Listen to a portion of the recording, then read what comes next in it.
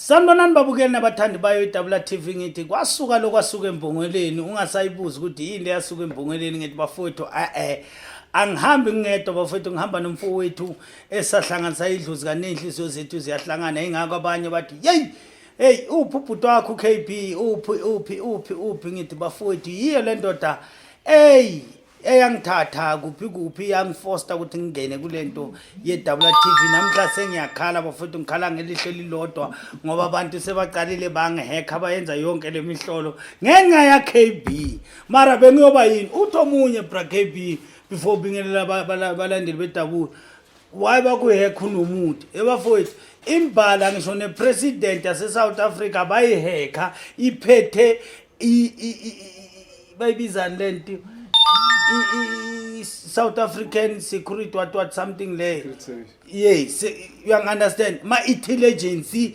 ngesilungu sakhona abantu abahlangana phekundlu bamshaya ka okay yeah no prof siyabo all right sinenkinga onginenkinga because you know ukuthi iDouble neTsoho are so linked ukuthi abantu sebayakhohlwa manje ukuthi ini but thina I serve you guys. I don't care who subscribe to Double or if you're gonna call me concerning Prof, I will answer. Yeah.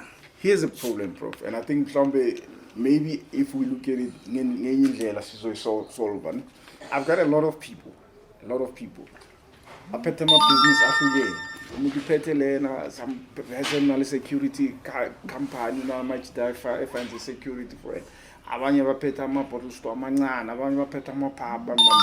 is always one question. But KB, what is the right Isiphakamiso for me? You know, and I have to explain, okay, call Prof and then what, but no, but we want to know from you, not business, I'm being confused. Where do I start? As calling about who started business. No, I'm talking about people that they're already in business. But then business in at different sizes.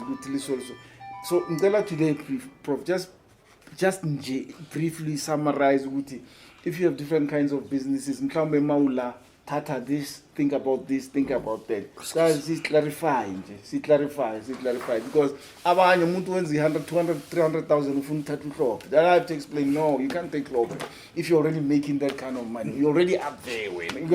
So just summarize ama level nokuthi na my example ukuthi okay fine, ma wenza turnover or revenue or income engaka.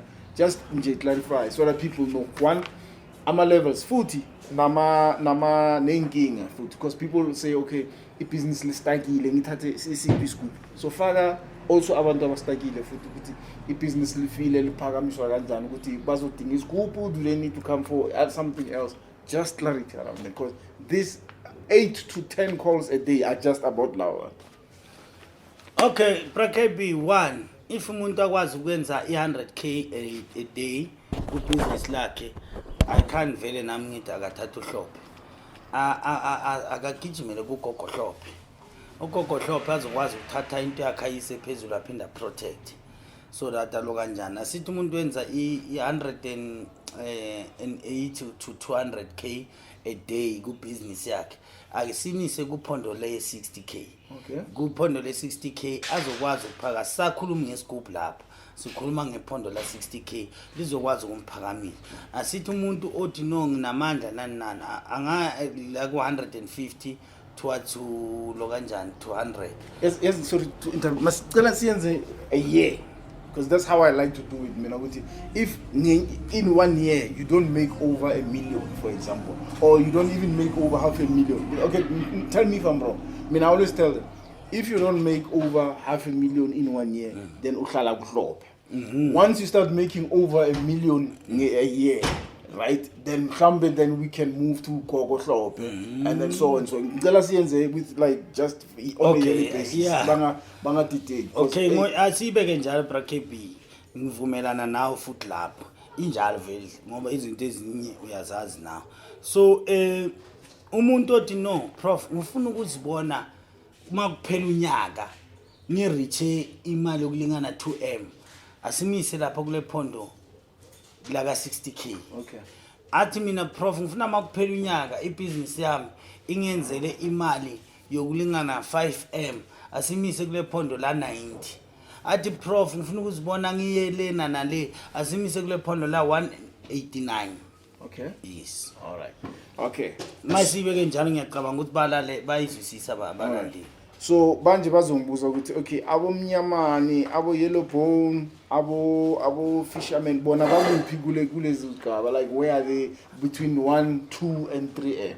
Ezingisho bra KB ezingisho nama ngisasho futhi ngithi umuntu othi mina ngifuna ukuzibona ngelama kuphela unyaka angafaki boyelo bone angabafaki la akastike kulento esiyisho those 3 levels. Yeah, okay. Those 3 levels simkhuphulela ku business le umuntu othi mina ngifuna inyoka kuyahluka ngisho lezinto phela mase sikhuluma ngeyelo bone sikhuluma ngenyoka mase sikhuluma ngegreen mamba sikhuluma ngenyoka mase sikhuluma ngani inyoka le that's why ngizifaki. Okay. So umuntu aswathi ngithatha uyelo bone which means ukuthi ufuna le nyoka. Okay. Yes. All right, sharp.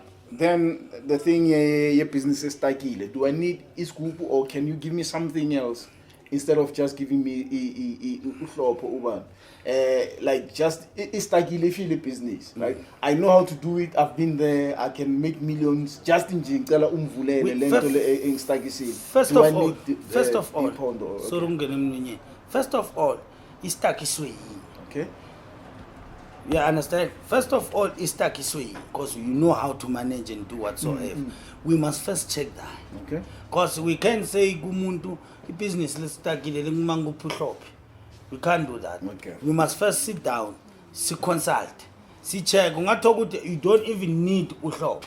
Okay. Because you know how to do the business yakho. Okay. But simple vele SABC one. You can't run a business to umuntu nje. Even noma ngayi school unofundela business ungeke uyirane. Okay. Ngoba even nama China anesiko la. Amandiya manesiko la. That's why 12 o'clock abanye bayahamba bothandaza bokhuluma nalo muntu abakhuluma naye. Bavala ngisho nesitolo which means they don't care about money. Bayoya kulo muntu oyenza ukuthi babe nemali. Simple, Teddy. Okay. Siyabonga prof. Thank you. Lastly, all right. Yes, now we have a problem here about mama tenda ababulala nayo. Jesus. Hey, it's shubile. I mean hiding. Is there anything for protection? Okay, the question is this is what the person asked me. Yeah, na khona ntayithathile. Imfikisile lapha iyasebenza uthola ithenda that's why bafuna ukumbula just protection, that's all he wants, you know, and then akafuni ukuthi ishayisane nalento le ayithathile from wherever. Uyabasiza la abantu la 100% bracket. Okay. Ageze lo muntu loyo or nomunye ngizofika ngimsebenze ngimbophe lento engimbopha yona ngimnike into ezomgada lento ezomgada emgada 24/7 nokuthi sibhamu muntu makumele athi uyakudubula sithi uyethu sacoca or uyakufunisisa ngawo siwe phansi mkhulu bese aqeda or umuntu mathi ufuna ukubulala bracket athi nangu bracket yes nangu indlula lapha mathi phapha bracket akasambuni.